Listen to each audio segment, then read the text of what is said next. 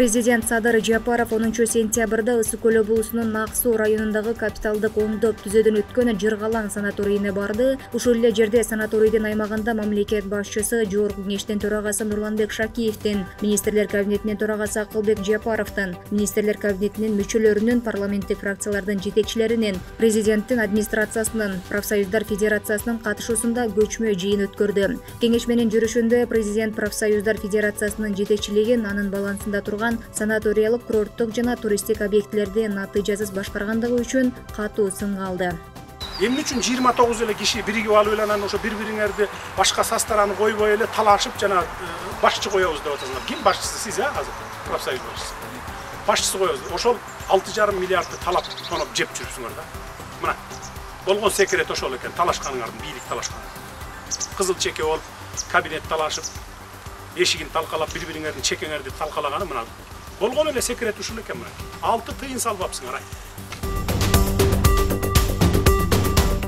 Бишкектеги Ленин шайлоо округунда Жогорку Кеңештин депутаттыгына шайлоонун алдын ала жыйынтыгы боюнча Кубанычбек Самаков алдыда келе жатат. Борбордук шайлоо комиссиянын сайтына жарыяланган маалыматка ылайык, Самаков жалпы добуштардын 26,14% алган. Экинчи орунда Русланбек Тагаев 18,99%, үчүнчүдө 13,4% добуш менен Аскар Алмаз уулу келатат. Борбордук шайлоо комиссиянын маалыматына ылайык, бул шайлоодо 20,169 адам добуш берди. Бул жалпы 127,239 шайлоочунун 15,85%ын түзөт. 10 сентябрда Бишкектеги номер 26 Ленин бир мандаттуу шайлоо округунан Жогорку Кеңештин депутаттыгын кайра шайлоо өттү.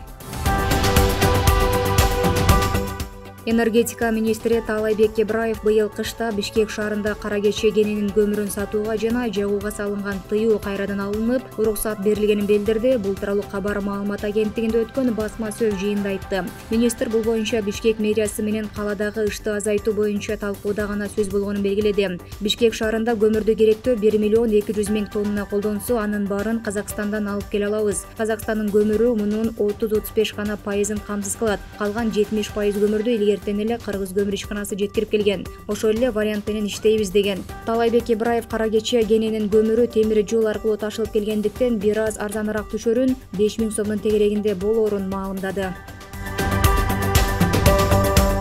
Кыргызстанда автожол аркылуу сыртка көмүр ташып чыгып экспорттоого убактылуу тыюу салынды. Өкмөттүн 8 сентябрдагы көмүр ташуунун айрым маселелери жөнүндө токтомуна ылайык мындай чектөө 6 айлык мөөнөткө киргизилди. Токтомдо айтылгандай, 6 ай бою Кыргызстандын аймагында Евразия экономикалык биримдигинин алкагында көмүрдү автомобиль транспорту менен ташып чыгууга уруксат жок болот. Мындай чектөөнүн Эркечтам жана Торугарт автомобилдик өткөрүү пункттарына жана Кыргыз көмүр мамлекеттик ишканасынын ишмердүүлүгүнө тиешеси жок экенин белгиледи. Кышында калктын жана бюджеттик уюмдардын көмүрү жетишсиз болсо же анын баасы жогорулап кетсе, президенттин облустардагы ыйгарым укуктуу өкүлдөрүнө, жергиликтүү мамлекеттик администрациялардын башчыларына, айыл өкмөт башчыларына жеке жоопкерчилик жүктөөлөрү белгиленди.